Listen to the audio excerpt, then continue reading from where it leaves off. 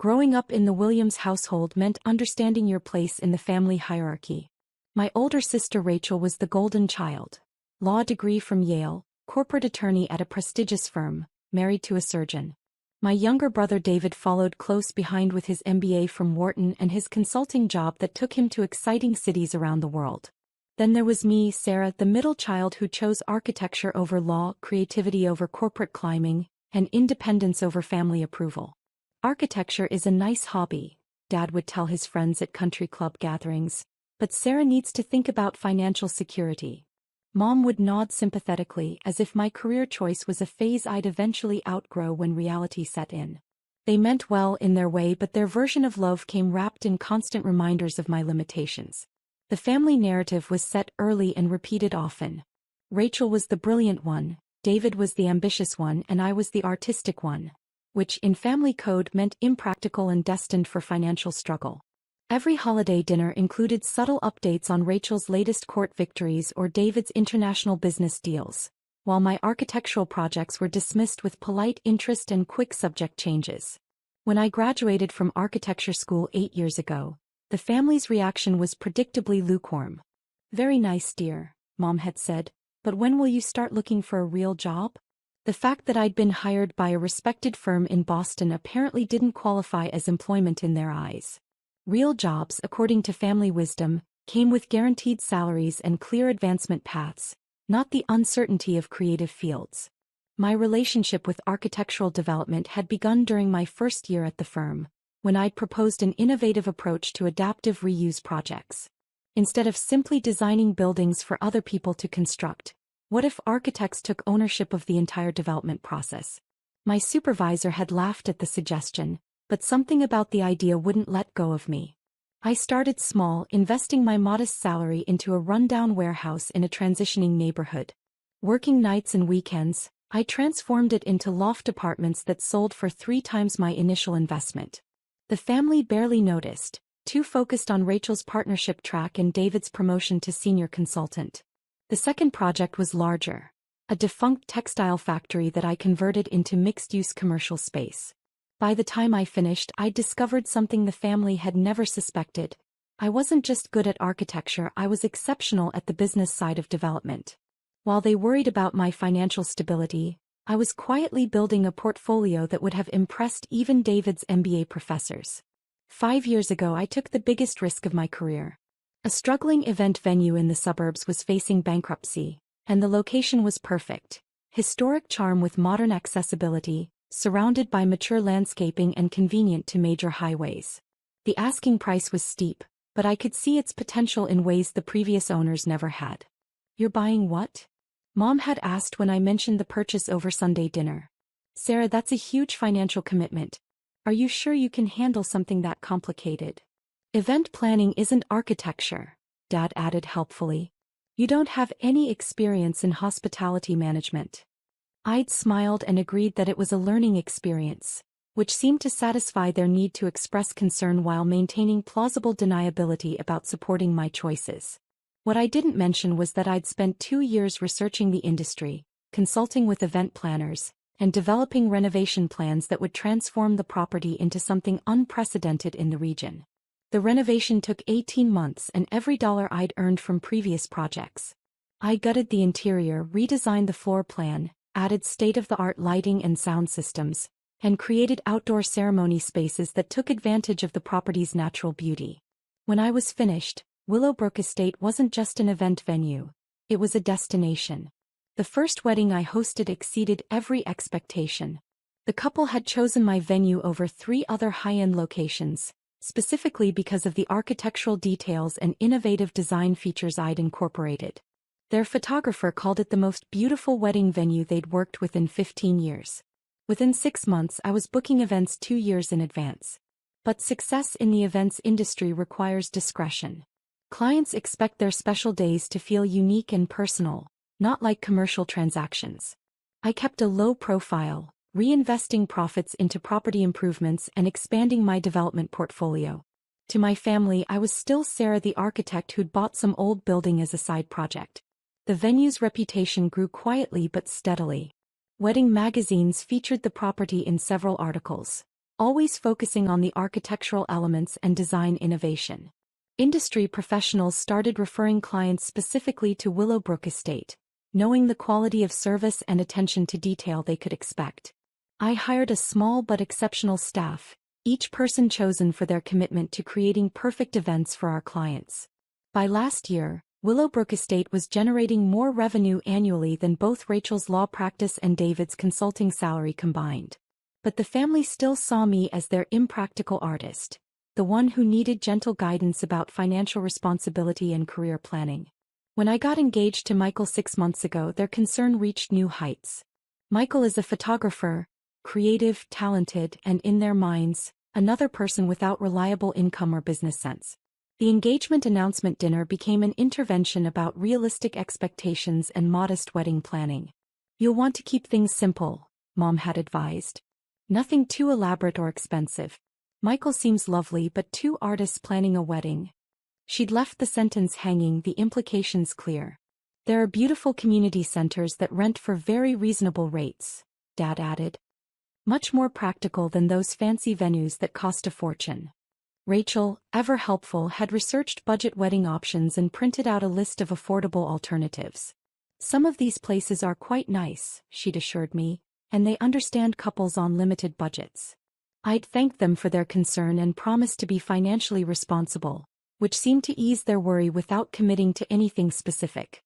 The truth was, I'd already been planning my wedding venue for years. Not the celebration itself, but the space where it would happen. Willowbrook Estate hadn't just been a business investment. It had been designed with the dream of hosting my own wedding someday. Michael understood the family dynamics without needing detailed explanations. As a photographer, he'd worked at dozens of wedding venues and immediately recognized the quality and uniqueness of Willowbrook Estate when I first brought him to see the property. "This place is incredible," he'd said, wandering through the gardens and main hall. "Whoever designed this really understood how events flow through space." I'd smiled without mentioning that the designer was standing next to him. Planning our wedding became a careful balance between creating the celebration we wanted and managing family expectations. I arranged vendor meetings at neutral locations, handled most details through email and phone calls, and kept conversations with my parents focused on guest lists and menu preferences rather than budgets and logistics. 2 months before the wedding, Mom asked the question I'd been expecting. "Sarah, have you actually seen this venue you've chosen? We should probably do a walkthrough to make sure it's appropriate." "Of course," I'd replied. "I can arrange a tour anytime you'd like." We scheduled the visit for a Saturday morning when the venue had no events booked. I arrived early to ensure everything was perfect. Gardens immaculately maintained, interior spaces spotlessly clean, and all the architectural details I'd spent years perfecting displayed to their best advantage. Mom and Dad pulled into the circular driveway exactly on time, their expressions already showing concern as they took in the property's scope and obvious quality. This was clearly more elaborate than the community center receptions they'd been envisioning. "Sarah," Mom said as we walked toward the entrance, "this looks very expensive. Are you sure this is within your budget?" "The grounds are beautiful," Dad added, "but places like this usually charge premium rates. You don't want to start your marriage in debt over one day." I led them through the main entrance into the grand foyer, where afternoon sunlight streamed through the custom stained glass windows I'd designed specifically to create dramatic lighting effects for wedding photography. The space was breathtaking: soaring ceilings, original hardwood floors restored to perfection, and architectural details that balanced historic charm with modern elegance. Mom stopped walking and stared. "Sarah, this is gorgeous, but it must cost a fortune. How can you possibly afford something like this?" Before I could respond, we were joined by Jennifer, my venue coordinator, who'd been handling client inquiries in the office. "Good afternoon," Jennifer said, approaching with professional warmth. "You must be Sarah's parents. I'm Jennifer, the venue coordinator here at Willowbrook Estate." "It's beautiful," Mom said, still looking around with obvious concern, "but we're worried about costs. Sarah and Michael are both in creative fields, and venue fees for places like this can be." "This place is too expensive for you," Mom declared, turning to me with parental authority. "Sarah, be realistic about what you can actually afford." Dad stepped forward supportively. "Find somewhere you can actually afford. There are lovely places that won't put you in financial jeopardy." I nodded calmly, accustomed to their protective concern. I understand completely. Jennifer looked confused by the conversation, consulting the folder in her hands. Ms. Williams, shall we finalize your ownership renovations for the bridal suite? The contractors are waiting for approval on the marble selections. Mom's jaw dropped open. The color drained from Dad's face. Ownership renovations? Mom repeated weakly. Jennifer realized her mistake immediately. Oh my. I'm so sorry, Ms. Williams. I assumed. She looked between my parents and me, clearly flustered. Would you prefer to discuss this privately? The silence stretched across the foyer like a held breath. Dad was staring at me with an expression I'd never seen before, confusion mixed with something approaching awe. Mom appeared to be struggling with basic comprehension. Sarah, Dad finally said, his voice barely above a whisper, what did she mean by ownership renovations? I took a deep breath, knowing that the carefully maintained family narrative was about to shatter completely. I own Willowbrook Estate, Dad. I bought it 5 years ago, designed the renovations and built it into one of the premier wedding venues in New England. You own this? Mom asked, gesturing at the soaring architecture around us. This entire property? All 47 acres, yes. The main building, the gardens, the chapel, the reception halls, and the bridal facilities. I designed most of the renovations myself and oversaw the construction. Jennifer, still clutching her folder, added helpfully, Ms. Williams is actually one of our region's most innovative architectural developers. Willowbrook Estate has been featured in several wedding magazines and architectural journals. We host over 200 events per year. The number seemed to hit Dad with physical force. 200 events per year, at venue rental rates he was only beginning to calculate, represented revenue streams that dwarfed his own successful accounting practice. But how did you afford? He started, then stopped. Realizing the question revealed how fundamentally he'd misunderstood my financial situation.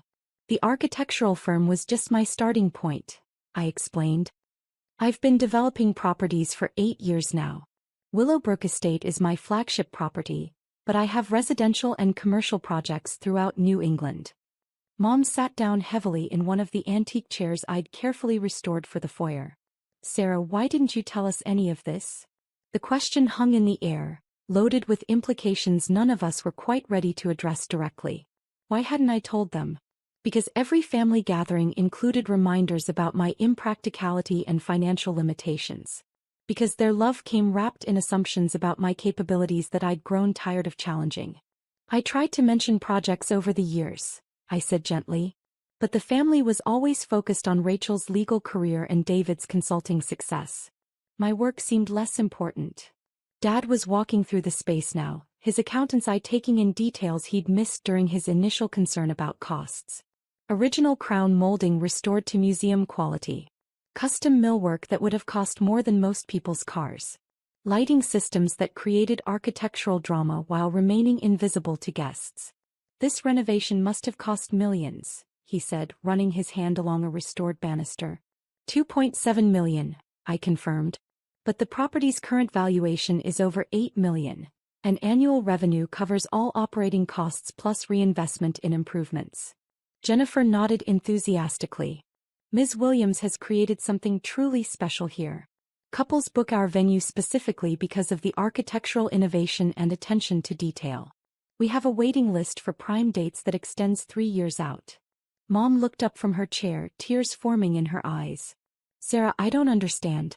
If you've been this successful, why did you let us think you were struggling financially? The question pierced deeper than she probably intended. How do you explain to loving parents that their concern had become a barrier to sharing success? That their protective instincts had created a dynamic where achievements felt like corrections to their judgment rather than celebrations to be shared? I never wanted to make you feel bad, I said honestly. You meant well with the advice about financial security and practical careers. It was easier to let you worry than to make you feel foolish for worrying. Dad shook his head slowly. We weren't worried because we thought you were foolish, Sarah. We were worried because we love you and wanted you to be secure. But you were secure, Mom added, her voice filled with wonder. More than secure. You were building an empire while we fretted about your career choices. Jennifer cleared her throat diplomatically. Should we continue the tour? The ceremony spaces are really spectacular, especially the outdoor pavilion Ms. Williams designed for sunset weddings. We spent the next 2 hours walking through property I'd transformed from a failing event space into what industry professionals called the gold standard for wedding venues in New England. Every detail reflected years of careful planning, substantial investment, and architectural expertise that my parents were seeing for the first time. The outdoor ceremony area featured a custom-designed pavilion that provided weather protection without blocking natural light. The reception hall incorporated sound engineering that allowed conversation at normal volumes even with a full band playing. The bridal suite included luxury amenities that justified premium pricing while creating an experience clients remembered forever. "The gardens are extraordinary," Mom said as we walked through landscaping that had taken 3 years to mature into the lush backdrop I'd envisioned. "Sarah, you designed all of this?" The landscaping was collaborative with a specialist firm, but the architectural elements and overall layout were my design, yes. Dad stopped at the outdoor bar area, studying the stonework that seamlessly blended historic elements with modern functionality. "This level of craftsmanship. Sarah, you're not just successful, you're exceptional at this." The comment hit me unexpectedly hard. In 32 years, I couldn't remember either parent using the word exceptional to describe anything I'd accomplished. Talented maybe. Creative certainly. But exceptional implied a level of recognition I'd never received from my family. As we completed the tour, I watched my parents process information that fundamentally changed how they understood my life. The daughter they'd worried about for financial security owned property worth millions. The impractical artist had built a business that generated more annual revenue than both her siblings' careers combined. The family member who needed guidance about realistic expectations had created something that industry professionals sought to emulate. "Sarah," Mom said as we returned to the main foyer, "I owe you an enormous apology. We've been treating you like a child who needed protection from financial reality when you'd already mastered business complexities that are far beyond what your father and I understand." "It's not about apologies," I replied. "You were being loving parents. But maybe now you understand why Michael and I aren't worried about wedding costs." Dad laughed, a sound that mixed embarrassment with genuine admiration. "Wedding costs. We came here worried about you overspending on a venue rental and you own the venue." Sarah, the irony is almost painful. Jennifer, who'd been discreetly managing several phone calls during our tour, approached with her folder again. "Ms. Williams, I don't mean to interrupt, but we have 3 couples scheduled for consultations this afternoon, and the florist needs approval on the arrangements for next weekend's event." The mention of ongoing business operations seemed to crystallize something for my parents. This wasn't just an impressive property I'd purchased. It was an active, thriving enterprise that required constant management and decision-making. "You should handle your business," Mom said. "We've taken enough of your time and we have a lot to process from this morning." As they prepared to leave, Dad pulled me aside. "Sarah, I need to ask you something and I want an honest answer. When we gave you advice about practical career choices and financial security, did that hurt you?" The question was harder to answer than I'd expected. It hurt because it felt like you couldn't see what I was actually accomplishing. But I also understood that you were trying to protect me from disappointment. "Your intentions were always loving. But our assumptions were completely wrong," he said. "We protected you from financial struggles you'd already overcome while missing the success you'd achieved. The success wouldn't have been possible without the work ethic and values you taught me," I replied. "You gave me the tools to build this, even if you didn't recognize the building when it was finished." Mom hugged me tightly before they left. "We're proud of you, Sarah. Not just the business success, but the grace with which you've handled our misunderstanding. A lesser person would have thrown this in our faces years ago." After they left, I stood in the foyer of the venue I'd created, processing the morning's revelations.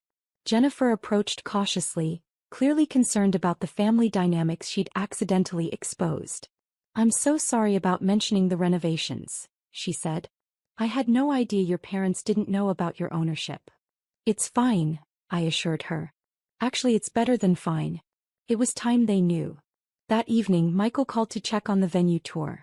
How did they react to Willowbrook Estate? Shock initially, then embarrassment about their assumptions. But ultimately, I think they're genuinely proud once they understood what I'd built. "And how do you feel about them knowing?" The question made me consider emotions I'd been avoiding for years. Relieved mostly. It was exhausting pretending to be less successful than I actually am. But also sad that it took so long for them to see me clearly. They see you now, Michael pointed out. And they're going to see you walk down the aisle at the venue you designed and built. That's pretty spectacular, Sarah. 2 days later, Rachel called with a reaction that was quintessentially her. Mom told me about Willowbrook Estate. Sarah, why didn't you ever mention that you're apparently some kind of real estate mogul? It never came up in conversation, I said mildly. It never came up? You own a multimillion-dollar business and it never came up? Sarah, I've been giving you career advice for years when you were already more successful than I am. Your career advice was well-intentioned, I replied, enjoying Rachel's dismay more than I probably should have. David's reaction is even better, she continued. He spent 20 minutes calculating your probable annual revenue and then just sat there saying "holy shit" over and over. Mom had to tell him to watch his language. The family dinner the following Sunday had a completely different dynamic. Instead of updates on Rachel's cases and David's consulting projects, conversation focused on my upcoming wedding and business developments at Willowbrook Estate. Dad asked detailed questions about development financing and construction management. Mom wanted to know about client relations and event coordination. I keep thinking about all the times we worried about your financial future, Mom said during dessert. Sarah, you must have wanted to laugh at our concern. I never wanted to laugh, I said honestly. Your concern came from love, even when it was based on misunderstanding. But I'm glad you know the truth now. David, still processing the revelation about my success, asked the question that had been hovering over family conversations all week. Sarah, are you angry with us for not taking you seriously all these years? The question deserved careful consideration. I'm not angry, but I am sad that it took so long for you to see what I was capable of accomplishing. Family support would have meant a lot during the years when I was building this business. You have our support now, Dad said firmly. Whatever you need for the wedding or future projects, just ask. Actually, I replied, what I need most is for you to trust that Michael and I can make good decisions about our life together. The wedding will be beautiful, our finances are solid, and we're both excited about the future. Mom smiled, our expression that mixed maternal love with newfound respect. I think we can manage that. The wedding itself, 3 months later, exceeded every expectation I'd harbored during years of planning. The ceremony took place in the outdoor pavilion at sunset, with light filtering through the trees in ways I'd specifically designed the space to capture. Michael's photography colleagues described it as the most photogenic venue they'd ever worked with. Our guests marveled at architectural details that told the story of my professional evolution while creating an unforgettable celebration. Rachel's maid of honor speech included a confession. I spent years giving Sarah advice about practical career choices when she was already building something more impressive than anything the rest of us have accomplished.